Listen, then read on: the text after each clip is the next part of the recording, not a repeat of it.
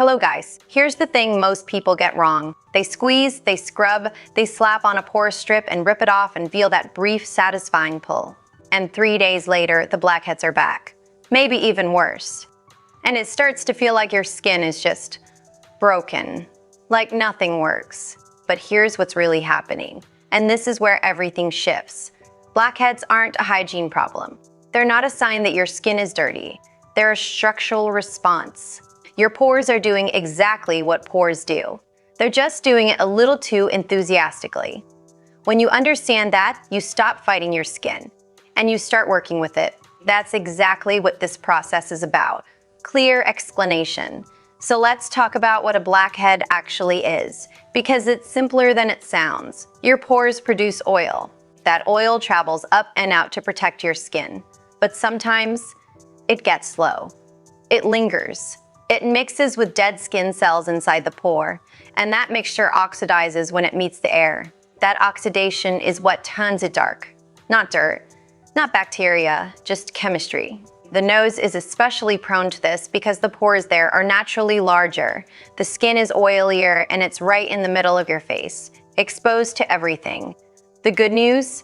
Because blackheads are a physical blockage, they can be cleared. Gently, methodically, and in a way that doesn't traumatize your skin.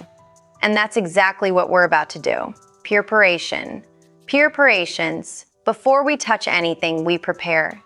This part is quiet, intentional. Think of it almost like a ritual for your skin. Step 1. Soften.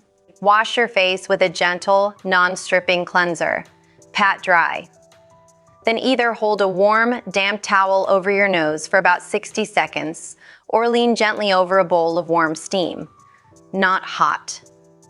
Warm. You'll feel the skin soften almost immediately. Your pores are opening, not just literally, but conceptually. You're creating permission for what comes next. Step 2. Cleanse the area. Apply a small amount of salicylic acid or a BHA cleanser just to the nose. This is your softening agent. It's doing the quiet work, loosening the oxidized oil, breaking the seal on each pore. Let it sit for a moment. Breathe. There's no rush here. Step 3. Warm compress. One more warm cloth. Press gently over the nose. Hold for 30 seconds. Let the heat do the heavy lifting before your hands ever get involved. You're almost ready. Core techniques. Now we work. And the single most important thing I want you to hear before we begin is this. Gentle pressure always wins. Forcing a blackhead out doesn't speed up the process.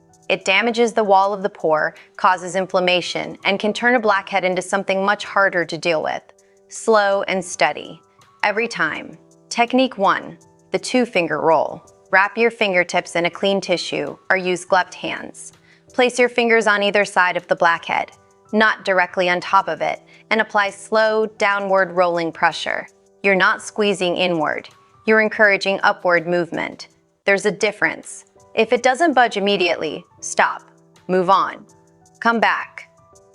Technique 2. The comedone extractor. If you have one, this is where it earns its place. A comedone extractor gives you even circular pressure with no fingernail damage and no infection risk.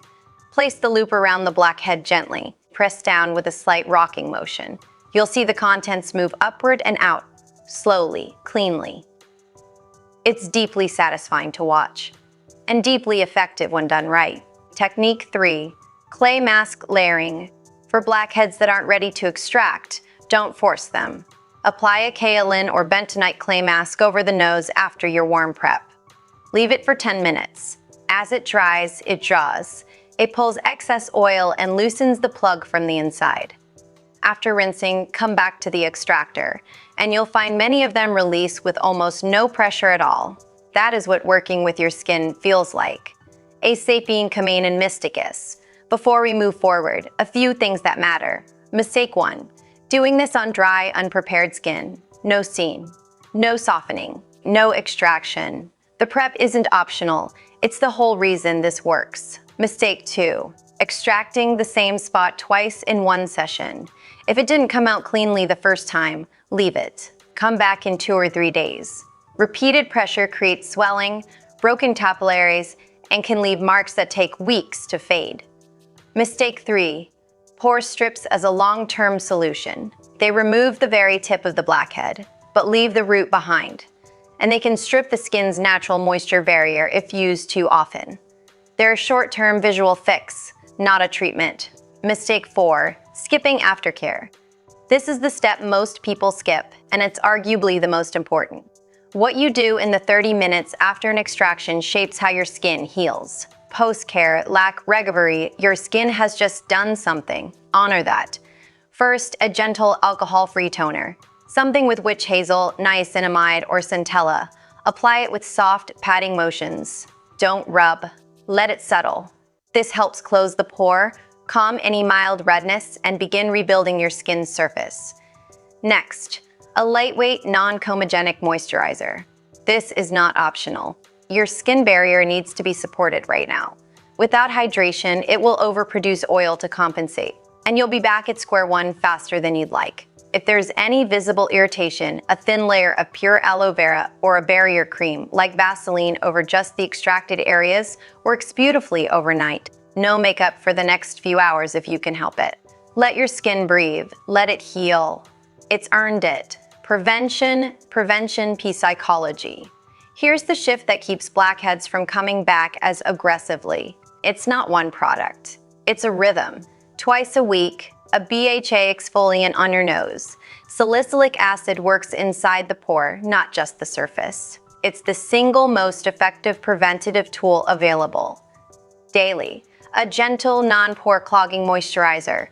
Dehydrated skin produces more oil. More oil means more blockage. Hydration is your preventative medicine.